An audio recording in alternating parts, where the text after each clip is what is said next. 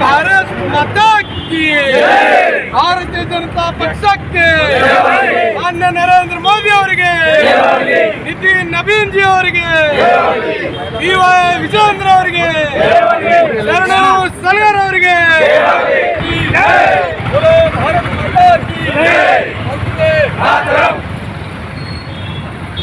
ಶನಿವಾರ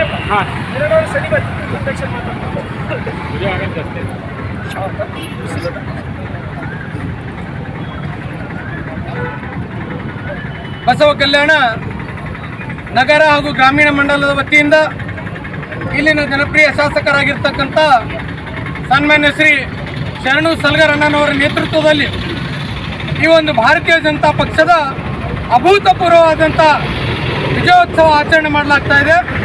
ಯಾವ ರೀತಿಯಾಗಿ ಭಾರತೀಯ ಜನತಾ ಪಕ್ಷ ಪಶ್ಚಿಮ ಬಂಗಾಳ ಆಗಿರ್ಬೋದು, ಪಾಂಡಿಚೇರಿ ಆಗಿರ್ಬೋದು ಅಥವಾ ಅಸ್ಸಾಂ ಆಗಿರ್ಬೋದು, ಈ 3 ರಾಜ್ಯಗಳಲ್ಲಿ ಒಂದು ಅಭೂತಪೂರ್ವವಾದಂತಹ ವಿಜಯವನ್ನು ಭಾರತೀಯ ಜನತಾ ಪಕ್ಷಕ್ಕೆ ಸಿಕ್ಕಿದೆ. ಈ ವಿಜಯಕ್ಕೆ ಮೂಲ ಕಾರಣ ಏನಂತಂದರೆ, ಯಾವ ರೀತಿಯಾಗಿ ಅನೇಕ ಸ್ವಯಂ ಸೇವಕರು, ಅನೇಕ ಭಾರತೀಯ ಜನತಾ ಪಕ್ಷದ ಕಾರ್ಯಕರ್ತರು ಹಗಲಿರುಳು ಅನ್ನಲಾರದೆ ಭಾರತ ಮಾತೆಯ ಸೇವೆಗಾಗಿ ತಮ್ಮ ಮನೆ ಮಠ ಎಲ್ಲವನ್ನೂ ಬಿಟ್ಟುಕೊಟ್ಟು ಭಾರತಾಂಬೆಯ ಸೇವೆಗಾಗಿ ಈ ಭಾರತ ದೇಶ ಉಳಿಬೇಕು, ಭಾರತ ದೇಶದ ಸಂಸ್ಕೃತಿ ಉಳಿಬೇಕು ಅಂತಕ್ಕಂಥ ನಿಟ್ಟಿನಲ್ಲಿ ಅವರು ಪಟ್ಟಿರ್ತಕ್ಕಂಥ ಪರಿಶ್ರಮಕ್ಕೆ ಸಿಕ್ಕಿರ್ತಕ್ಕಂಥ ಫಲ ಇದು. ಯಾವ ರೀತಿಯಾಗಿ ಕೇಂದ್ರದಲ್ಲಿ ಮಾನ್ಯ ನೆಚ್ಚಿನ ಪ್ರಧಾನಮಂತ್ರಿಗಳಾಗಿರ್ತಕ್ಕಂಥ ಸನ್ಮಾನ್ಯ ಶ್ರೀ ನರೇಂದ್ರ ಮೋದಿಜಿಯವರ ನೇತೃತ್ವದಲ್ಲಿ ಒಳ್ಳೆಯ ಸುರಕ್ಷಿತವಾದಂಥ ಆಡಳಿತ ಇಡೀ ಭಾರತ ದೇಶದ ಪ್ರತಿಯೊಬ್ಬ ಜನತೆಗೆ ಮೋದಿಜಿಯವರು ಕಲ್ಪಿಸಿಕೊಡ್ತಾ ಇದ್ದಾರೆ.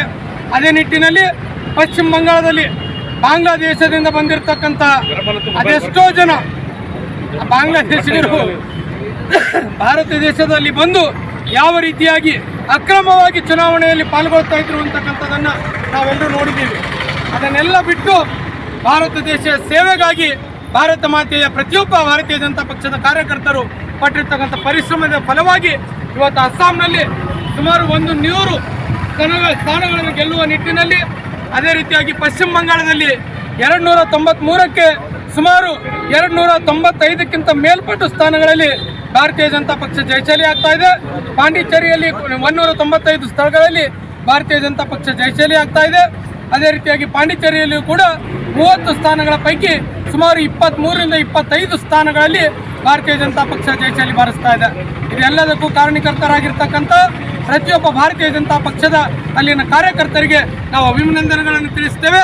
ಅದೇ ರೀತಿಯಾಗಿ ಬಸವ ಕಲ್ಯಾಣದಲ್ಲಿ ಮಾನ್ಯ ಶಾಸಕರ ನೇತೃತ್ವದಲ್ಲಿ ಈ ಒಂದು ಪಟಾಕಿ ಹಾರಿಸಿ ಸಿಹಿಯನ್ನು ಹಂಚಿ ಈ ಒಂದು ವಿಜಯೋತ್ಸವ ಆಚರಣೆ ಮಾಡಿಸಕ್ಕೆ ಬಂದಿರತಕ್ಕಂಥ ಎಲ್ಲ ಕಾರ್ಯಕರ್ತರಿಗೂ ಕೂಡ ಧನ್ಯವಾದವನ್ನು ಹೇಳಿ ಮತ್ತೊಮ್ಮೆ ಎಲ್ಲರಿಗೂ ಕೂಡ ತಾಯಿ ಭಾರತಾಂಬೆ ರಕ್ಷಿಸಲಿ ಅಂತ ಕೇಳ್ಕೊಂಡು ನನ್ನ ಜಯಶಾಲೊಂದಿಗೆ ಈ ಒಂದು ಮಾತನ್ನು ಮುಗಿಸ್ತೇನೆ. ಭಾರತ್ ಮಾತಾ ಕಿ, ಭಾರತೀಯ ಜನತಾ ಪಕ್ಷಕ್ಕೆ ಪಕ್ಷದ ಕಾರ್ಯಕರ್ತರು ಎಲ್ಲ ಪದಾಧಿಕಾರಿಗಳು ಇಲ್ಲಿ ವಿಜಯೋತ್ಸವವನ್ನು ಆಚರಿಸಲು ಶ್ರೀಮಾನ್ಯ ಶರಣು ಸಲ್ಗರ್ ಸಾಹೇಬರ ಅಧ್ಯಕ್ಷತೆಯಲ್ಲಿ ಎಲ್ಲರೂ ಸೇರಿ ಇವತ್ತು ಸಿಹಿ ಹಂಚಿ ಪಟಾಕಿ ಸಿಡಿಸಿ ಇವತ್ತು ವಿಜಯೋತ್ಸವ ಆಚರಿಸಿದ್ದೇವೆ. ಇದರ ಮೂಲ ಉದ್ದೇಶ ಹಿಂದೂ ಜನ ಜಾಗೃತ ಆಗಿರೆಂಬುದು ಒಂದು ಮೂಲ ಇದರದ್ದು ಉದ್ದೇಶ. ಇದು ಒಂದು ಮುಂದಿನ ಸಂದೇಶ. ಕರ್ನಾಟಕದ ಮುಂದಿನ ಟಾರ್ಗೆಟ್ ಇದೇ ಥರ ಆಗ್ತದಂತ ಮತ್ತು ಶುಭ ಹರಿಸಿ ಎಲ್ಲರಿಗೂ ಶುಭ ಕೋರ್ತೀವಿ.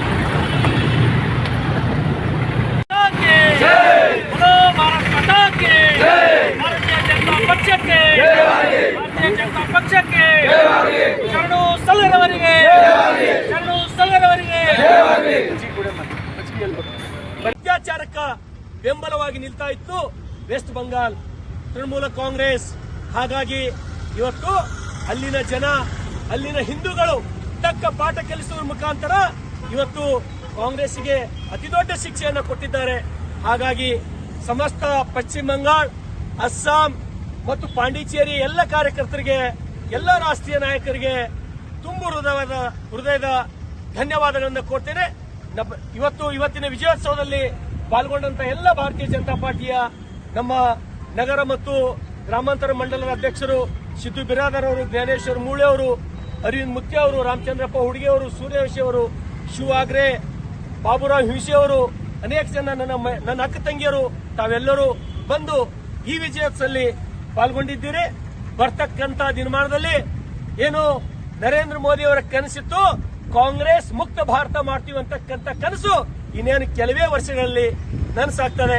ಹಾಗಾಗಿ ತಮ್ಮೆಲ್ಲರಿಗೆ ಮತ್ತೊಮ್ಮೆ ಧನ್ಯವಾದಗಳು. ನಮಸ್ಕಾರ.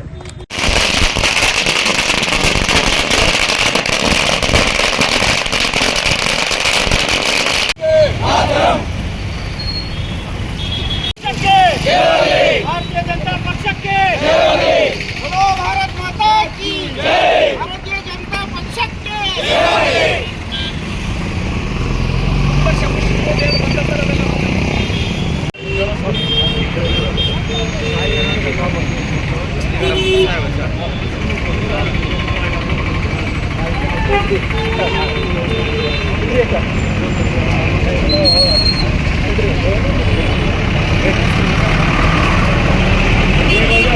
बोलो भारत माता की ಭಾರತೀಯ ಜನತಾ ಪಕ್ಷಕ್ಕೆ ಮಾನ್ಯ ನರೇಂದ್ರ ಮೋದಿ ಅವರಿಗೆ, ನಿತಿನ್ ನವೀನ್ ಜಿ ಅವರಿಗೆ